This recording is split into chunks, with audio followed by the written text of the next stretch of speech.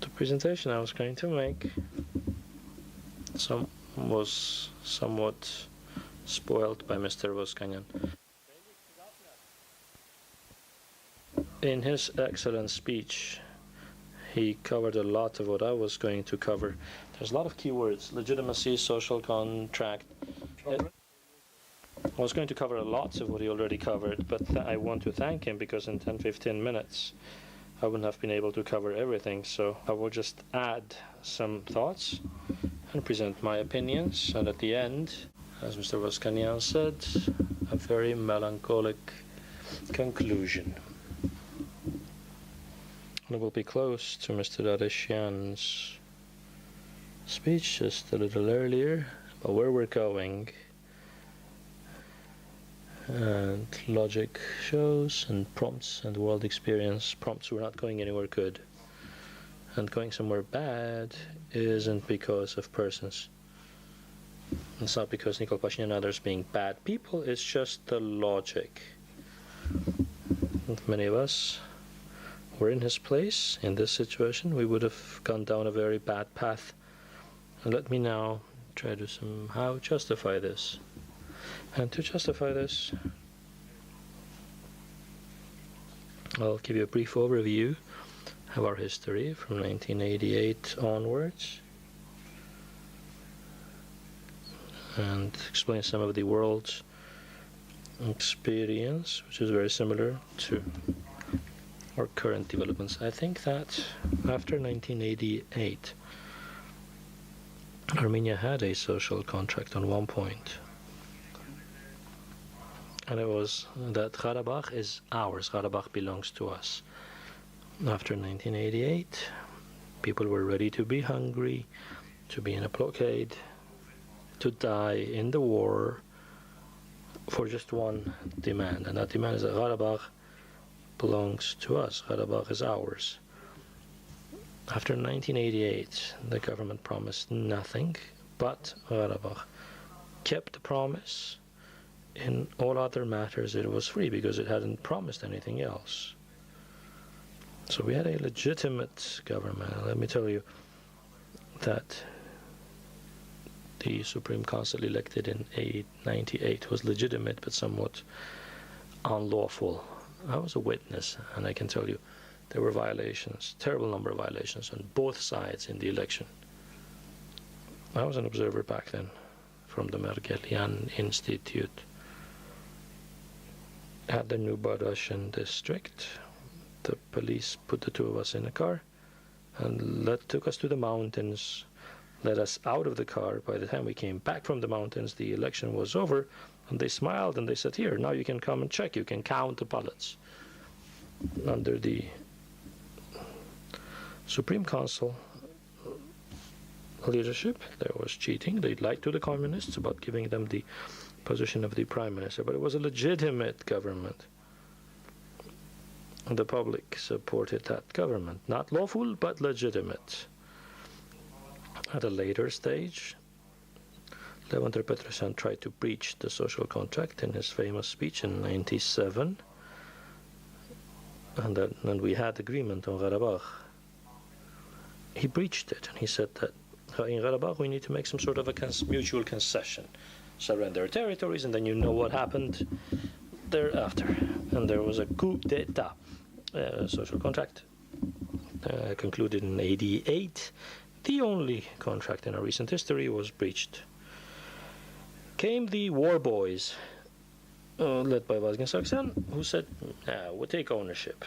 We revived the social contract. We are responsible for Karabakh. And then after the infamous events of October 27, the only ideology was that there are people who will sell Karabakh, but a person of Karabakh will not sell Karabakh. And that was Kocharyan's revived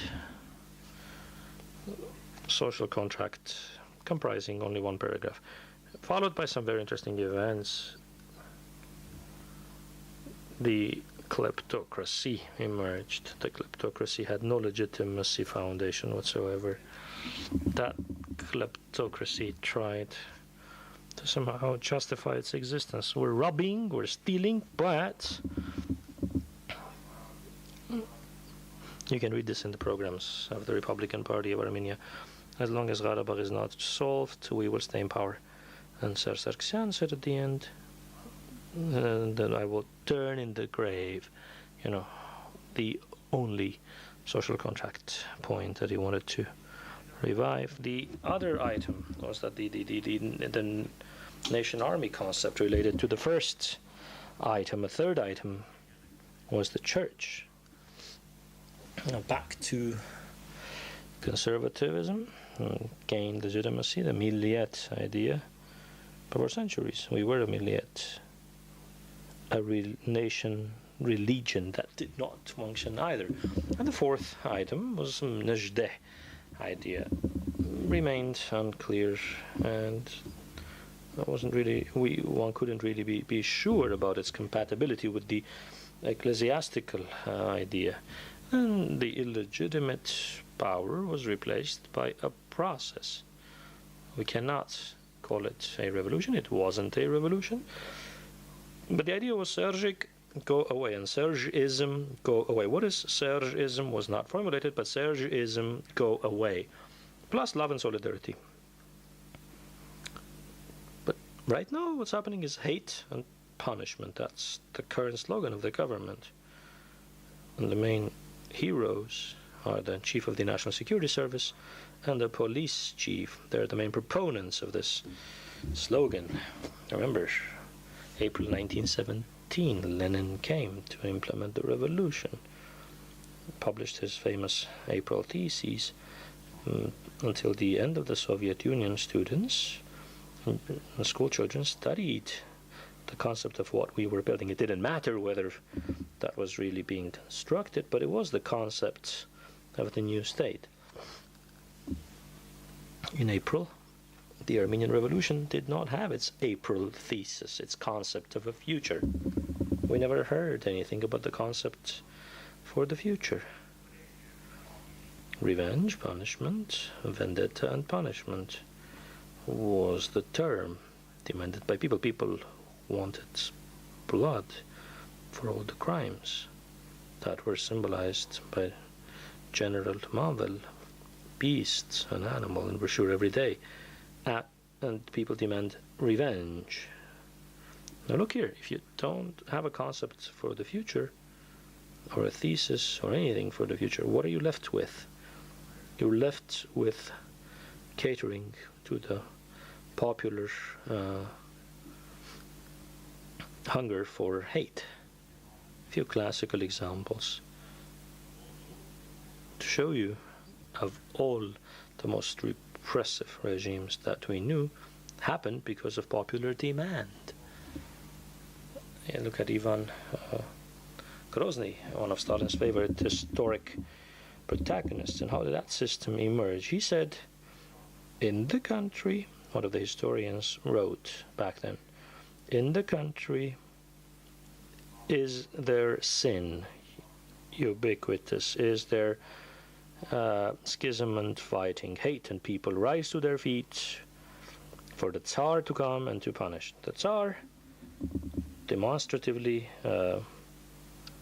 relinquished the throne, went to a nearby village. People in Moscow came out, demanded the Tsar to come and punish everyone. Comes the Tsar, establishes the Krishtiana, the famous institution, which was a religious union, an interesting religious mechanism. Ivan Grozny had the status of a priest, similar to the system of Yanicharis, and with people cherishing, they would hang as many as 200 people per day, ever-growing popular demand. The people loved the Tsar, and it went on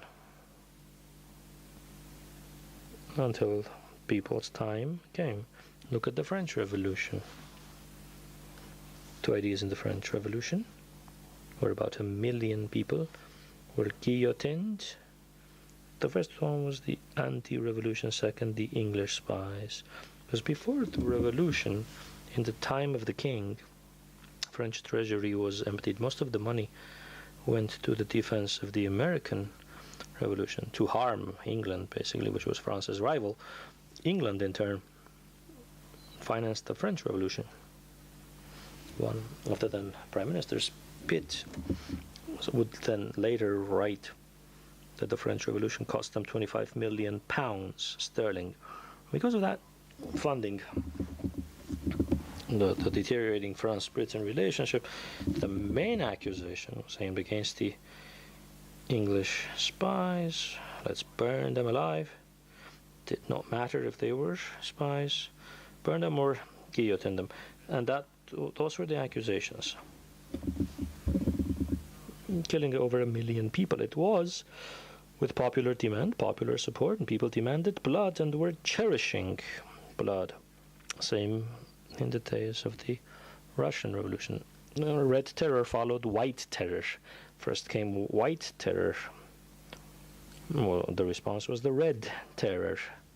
One of the accusations was the counter-revolution. The other accusation was the foreign spies.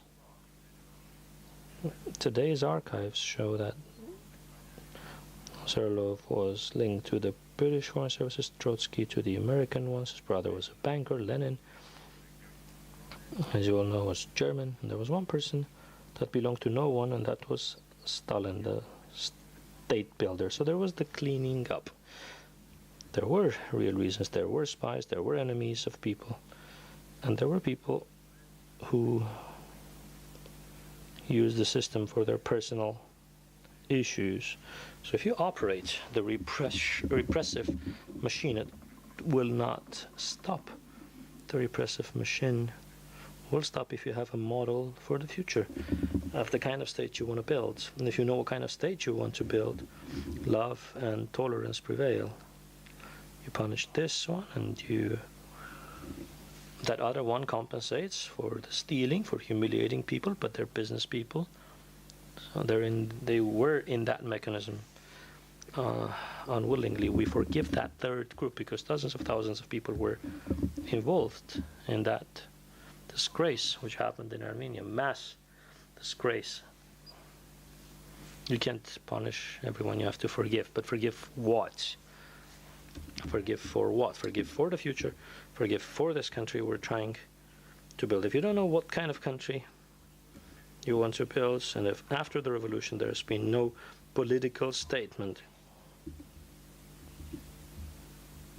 there was none, no concept of the future, of the value system, then what are you left with? You have elections coming up. The more people you catch, the more results you'll have. And you'll really have results. Then that's the logic. That's the logic that awaits us. A country with a small population, limited resources, dependent on the outside. Is it possible? I don't know, but that's the logic. So I don't think we should always rely on some people, on some politicians. Almost all of us took part in the revolution, but the revolution was privatized. And there's now a term, the revolutionary team. That team owns the revolution. The 100,000 people played no role. And the public and those people who are ready or able to do it should formulate the future concept and its political substance and change the country. This is not an accusation at today's government or Nikol Pashinyan, who personifies the revolution, because any one of us in his place would want to stay in the political process and in government, and you had no other choice. Unless you have a political text, you need repressions.